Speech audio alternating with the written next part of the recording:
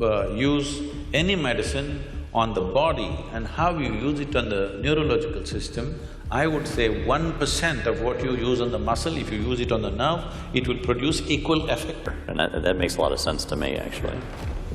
Even in the individual atom, the substance is way below 1%. So this minuscule is our engagement. How I see in my experience is, it's only the footprint. Consciousness, the remaining 99 point whatever percentage that is there in the atom, that's there in the cosmos, this is consciousness. An atom has captured a minuscule of consciousness. You and me have captured the largest amount compared to any other creature on this planet. That's why we are at the peak of evolution. I did a little reading about you, and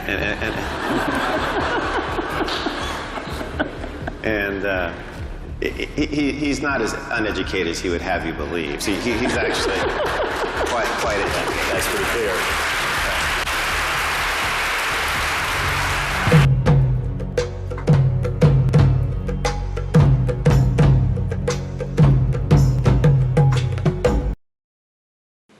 We can perhaps work as individuals to, now that I know I take away wakefulness and not consciousness, right? To move towards consciousness. And that's an individual's decision to maybe train in this particular way.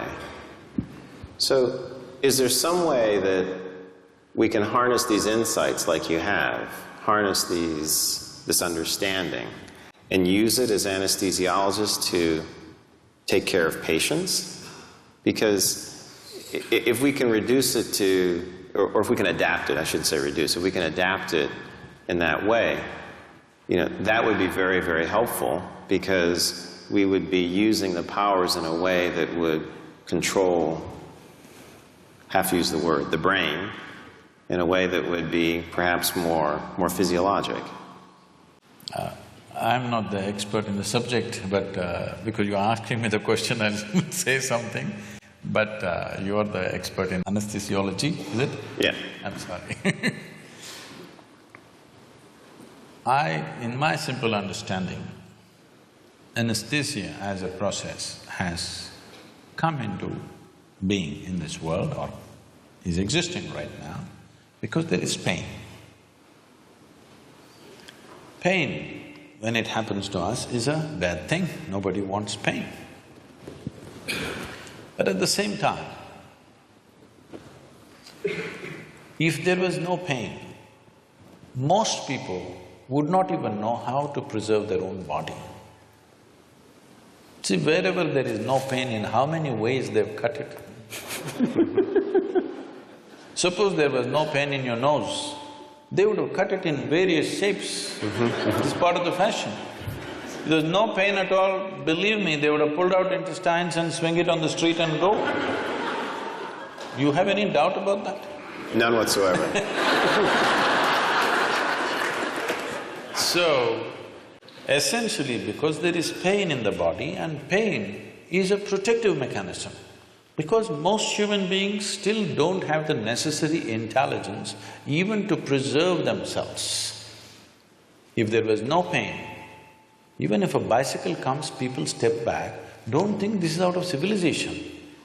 Consequence of pain. If there was no pain, even if a truck comes, they would just walk. Yes, they would. So, because of pain, so pain is essentially a protective mechanism for us. Without it, people wouldn't know how to stay alive, how to stay in one piece, they would have cut themselves into pieces. So, but sometimes, as what is called as surgery, is in some way cutting people up. Sure. So it has become a necessity to cut someone. How to cut them? With minimum amount of disturbance to the system. That's the whole effort. So in this effort, as you said, essentially you're disengaging different parts of the brain. I don't know if it's an exact science or it's generally getting disengaged.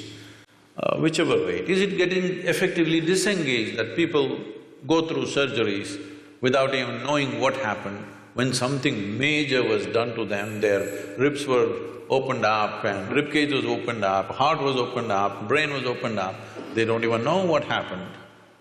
Very innocently, they wake up after a day or so, whatever amount of time. So this is anesthesia. How could we use…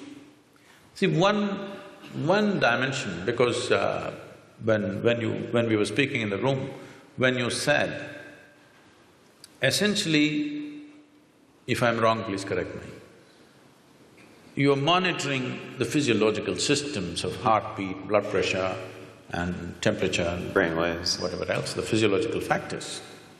If, I don't know if it's even a possibility, but if you find a way to monitor the neurological system, ignoring the physiological system completely, see, the concern may be the moment you put somebody on the table and start opening the body, the concern of a doctor or a surgeon may be that you don't want him dead on the table.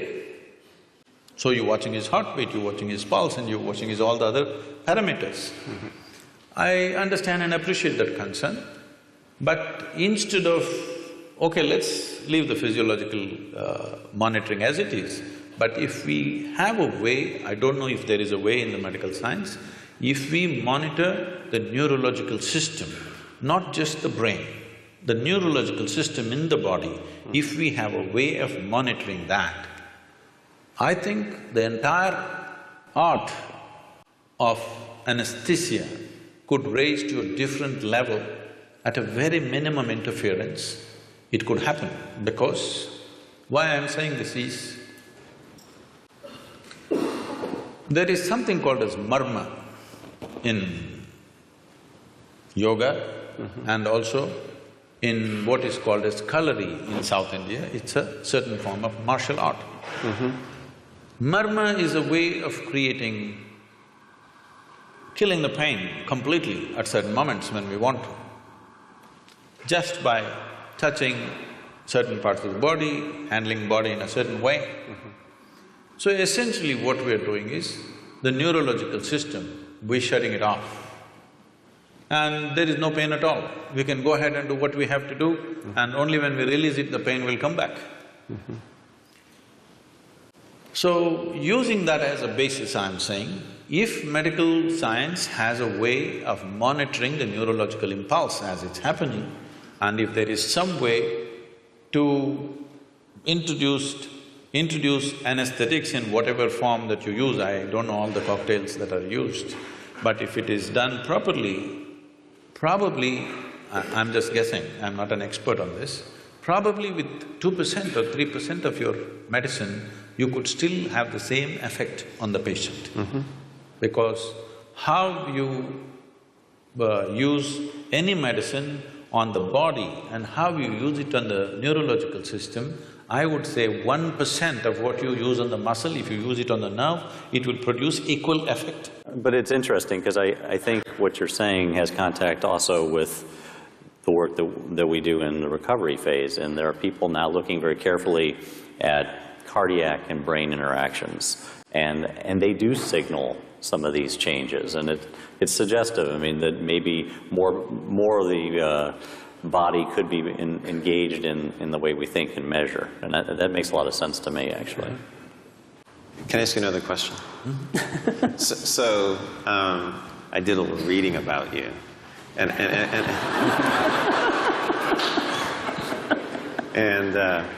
he's not as uneducated as he would have you believe. See, he's actually quite educated. That's pretty clear.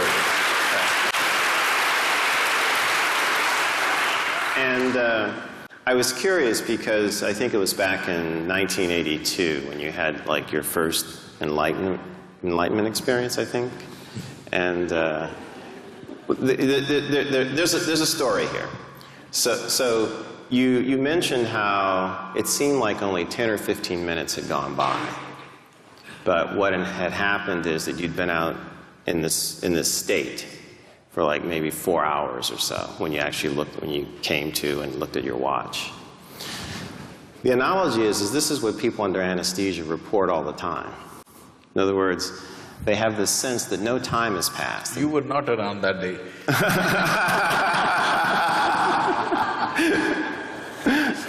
maybe I'm reaching.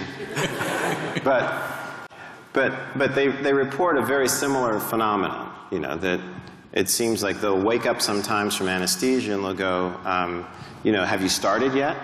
You're done? They're actually quite surprised. So whatever our timekeeping mechanism is, right? It's different from sleep. It's noticeably different from sleep because often when you sleep, except in some rare instances, you have a sense that, you know, time has passed. You know, you went to sleep, you woke up, you know, you may not be able to judge it exactly. But characteristically, under anesthesia, when people come to, they feel like no time has passed.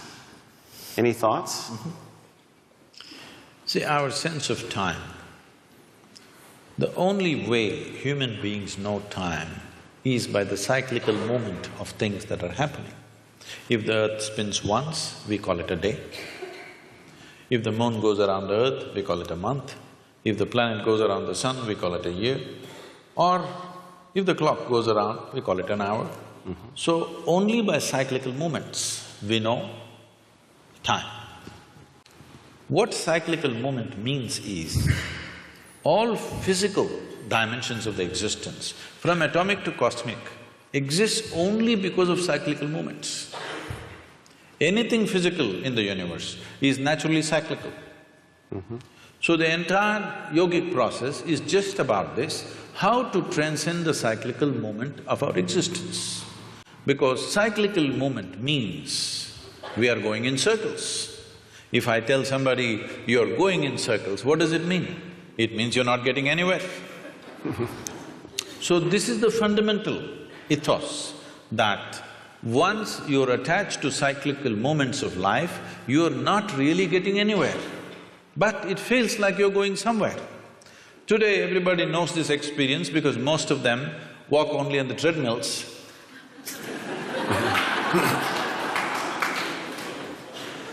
I was in conversation with Ed Bagley, who's an environmentalist, and he said, if somebody from another planet comes here, some aliens come here and see, we drive to the gymnasium and then cycle inside the gymnasium on a stationary bicycle, what will they think? Right. So, cyclical movement signifies physical existence. Mm-hmm. Physical existence, as today fundamental physics is talking about it, forever the yogic sciences have been saying this, it is a minuscule of the larger space. Mm-hmm. It is just some 0.000 some percentage, negligible percentage, all of us together, and the planet and the universe and everything. The physical universe is just way below 1% of the cosmic space. That is true even with the individual atom. Even in the individual atom, the substance is way below 1%. So this minuscule is our engagement. How I see in my experience is, it's only the footprint. We are so engaged with the footprint. I have been in the jungles of South India for long periods of time. At one time I was involved in tiger census. So for days on end we followed the tiger's footprints. We saw only the footprint, we have not seen a damn tiger. So till you see the tiger, by footprints, whatever imagination you have, tiger breaks it for you. When he growls at you, it's all gone.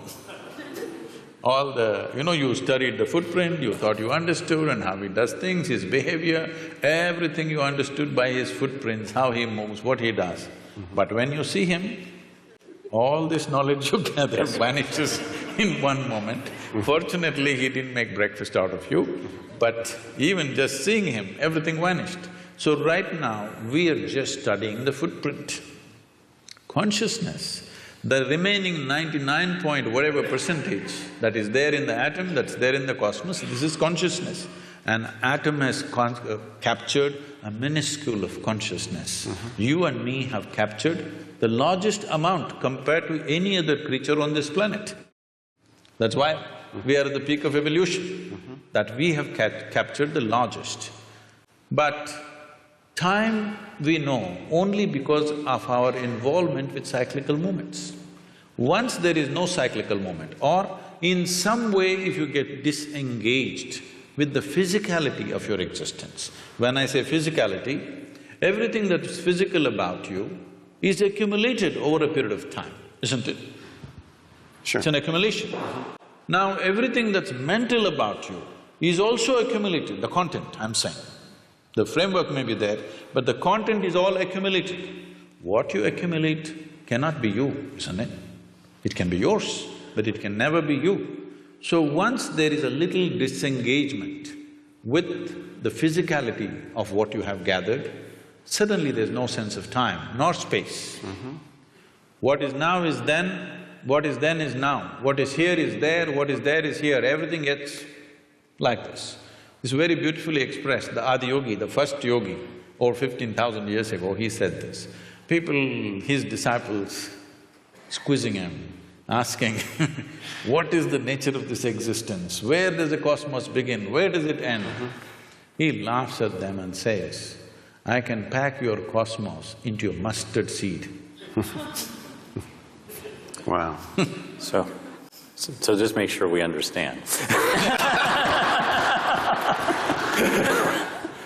If I understand, the experience that you had that Emery's asking about, and perhaps the experience that might not be passed through in memory and language of the patient in anesthesia from this point of view, would be one in which it's outside of time, maybe interior, as it said in the video, but space has sort of a time-like aspect where present and future are in the same distance. Is that kind of a restatement in any way?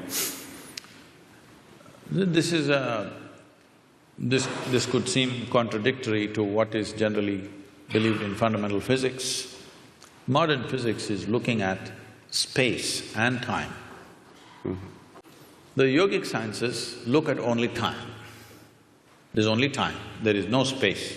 Because there is time, there's a consequence of space. Okay. If there was no time, there would be no space. So time is the basic, not space. Space is an illusion that's been created because we are engaged with our physical natures. So if you disengage with your physical nature, suddenly there is no time, so there is no space. So suddenly what is here is there, what is there is here. People think something miraculous has happened, nothing miraculous happened. It is just that you kept your accumulations aside for a moment, that's all. What you accumulated and who you are sat separately. The very basic program, what we're teaching as inner engineering is just this. What we're training people for is, if they sit down here, body's here, what you call as your mind is somewhere else, what is you seems to be little away. Once there is a little space between you and your body, between you and your mind, suddenly there is no time. Once there is no time, there is no space, there is no possibility of space. This needs to be understood. We have a common word both for time and space. We call it kala. Kala means time. Kala also means emptiness. So emptiness means space. So this hall is empty, that means there is space here. We say when the hall is full, we say there is no space here, that's what we mean in a simplistic way. But the same word is employed both for time and space because space is bred by the time. If there is no time, there is no space. Right now we are understanding time as cyclical movements. So we are looking at time in two different dimensions, kala and mahakala, the greater time. The greater time has no cyclical movements. Cyclical movement is because of physical nature. Because of physical nature, there is time in terms of birth and death, in terms of initiation and expiry of everything that happens. Every atom, every electron, every proton, somewhere has an age. Even the very planets and the solar system and the sun has an age. Sometime it is begun and sometime it's going to end. Whether it's going to be a bang or it peters out is is something we can debate. Sure. But physicality is not perpetual. It begins and ends. Because of that, we are looking at time in that sense. But there is time beyond cyclical nature. This we call mahakala. Is there some logical way of explaining it? No. It is just that when you disengage with physical nature, which is the main purpose of yoga. Because otherwise, when you engage with your physical nature, you engage with your memory. Your body is just memory, variety of memory. 8 different dimensions we are talking, whether we see 8 or 4 or 1, it doesn't matter. This has taken a particular form only because of memory. It is functioning in a particular way only because of memory. So when we disengage with physical form, we are disengaging with memory absolutely. When you disengage with memory, suddenly there is no past, present and future, so there is no time. Because there is no time, there is no space, there is no distance, there is no possibility of this and that.